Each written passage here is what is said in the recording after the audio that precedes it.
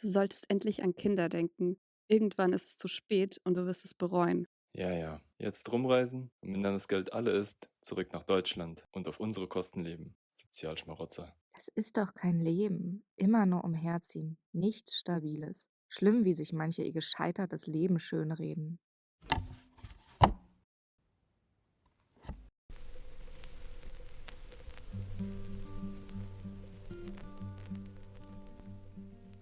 Schon seit ich Ende 20 bin, muss ich mir immer wieder Kommentare über das Kinderkriegen anhören.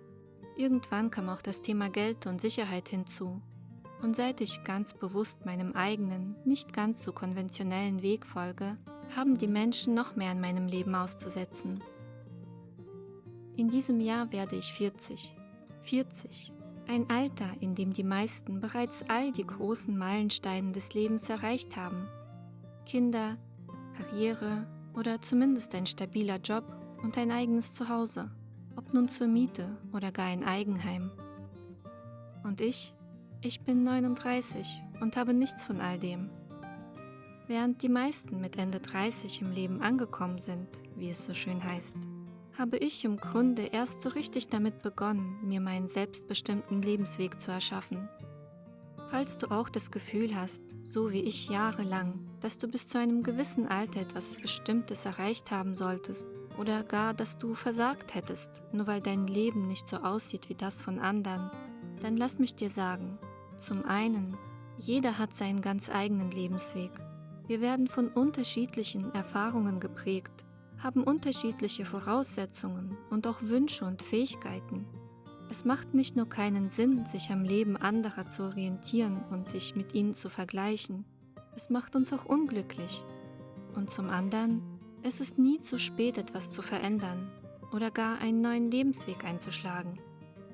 Ich weiß, es klingt leichter gesagt als getan. Auch ich habe mich viel zu lange am Leben und an den Vorstellungen anderer orientiert, bis es mich in ein tiefes Loch geführt hat. Aber es ist möglich, da rauszukommen und sich das Leben nach eigenen Vorstellungen zu erschaffen, egal was andere sagen.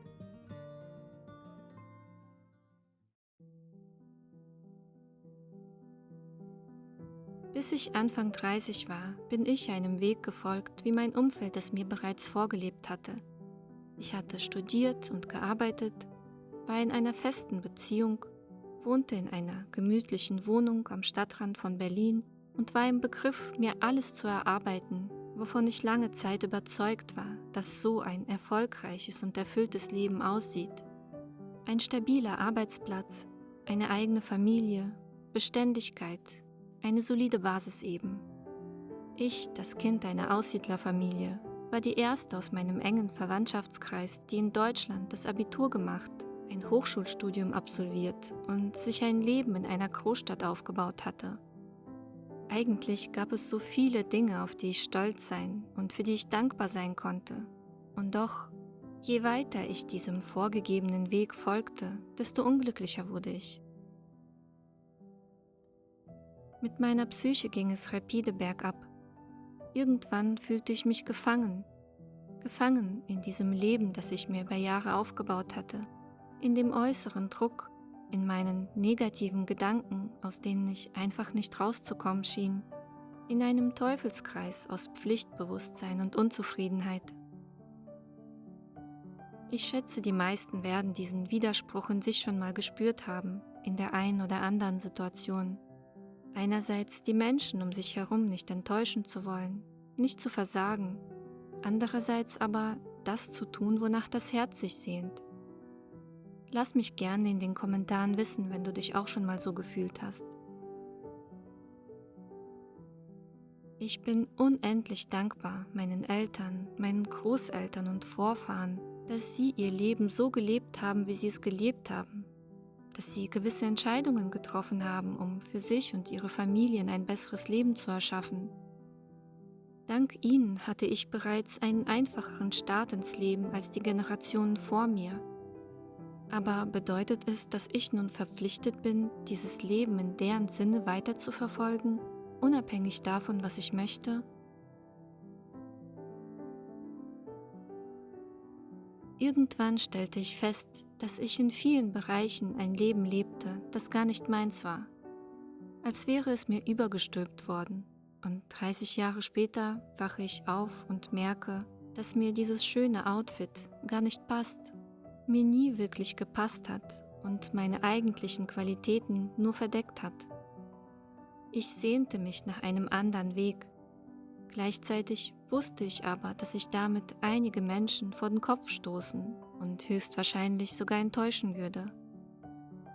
Ich hatte mal gelesen, dass es wohl ein ganz normales Phänomen ist, dass Menschen, die aus alten Mustern ausbrechen, zunächst immer mit Gegenwind aus ihrem direkten Umfeld konfrontiert werden. So war es dann auch bei mir.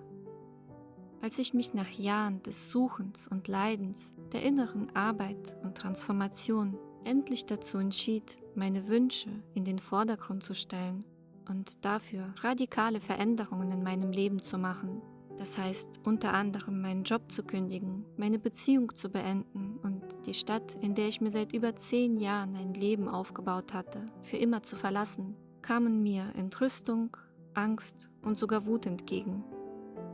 Der eine oder andere aus meinem engen Umfeld scheute sich nicht, mir wutentbrannt zu sagen, was mir denn einfallen würde, gewisse Entscheidungen zu treffen, dass es unüberlegt und dumm wäre, alles einfach aufzugeben und dass ich damit meine Eltern und Familie verletzt und enttäuscht hätte.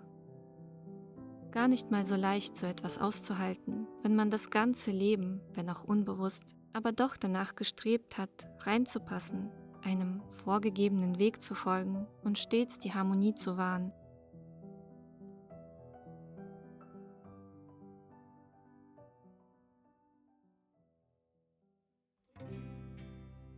Auch wenn diese Zeit unheimlich schwer für mich war, bin ich rückblickend tatsächlich dankbar dafür, denn diese Lebensphase hat mich stärker und mutiger gemacht. Sie hat mir gezeigt, wie wichtig es ist, für sich selbst einzustehen und hat mir geholfen zu verstehen, dass dieses ganze gesellschaftliche Konstrukt, in dem wir leben, dich nur so lange trägt und dir auf die Schulter klopft, solange du dich im Rahmen des allgemein Akzeptablen bewegst. Sobald du anfängst, andere Schritte zu gehen, außerhalb der Norm, außerhalb dessen, was in den Augen anderer möglich und richtig ist, wird es immer welche geben, die versuchen werden, dich davon abzuhalten. Menschen, die dich verbal angreifen und verurteilen werden.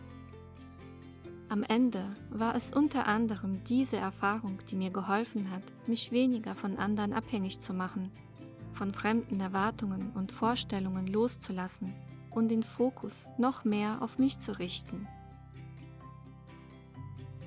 Und nachdem ich die inneren und äußeren Veränderungen in meinem Leben gemacht hatte, nachdem sich der Sturm langsam legte, öffneten sich ganz neue Horizonte für mich.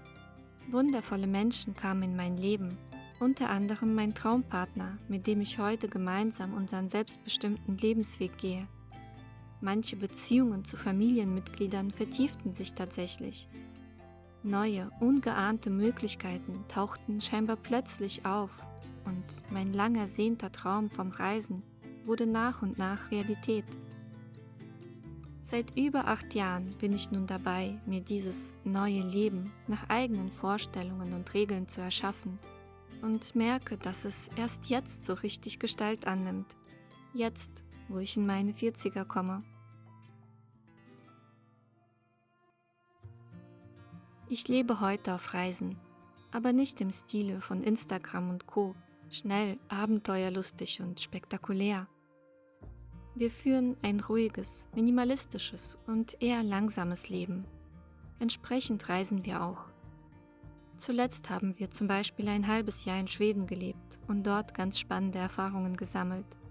Ich verlinke dir gern ein paar Videos in der Beschreibung, wenn du mal reinschauen magst. Wir haben keinen festen Wohnsitz und auch kaum materiellen Besitz. Daher wartet auch keine Wohnung oder Ähnliches auf uns.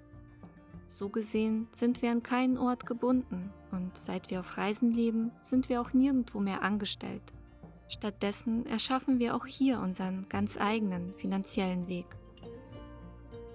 Und während völlig Fremde sich darum sorgen, dass wir irgendwann in ihr System zurückkehren könnten, um dann in Anführungszeichen von ihrem Geld zu leben, arbeiten wir weiter an unseren Zielen und eröffnen uns dadurch ganz andere Möglichkeiten und Wege.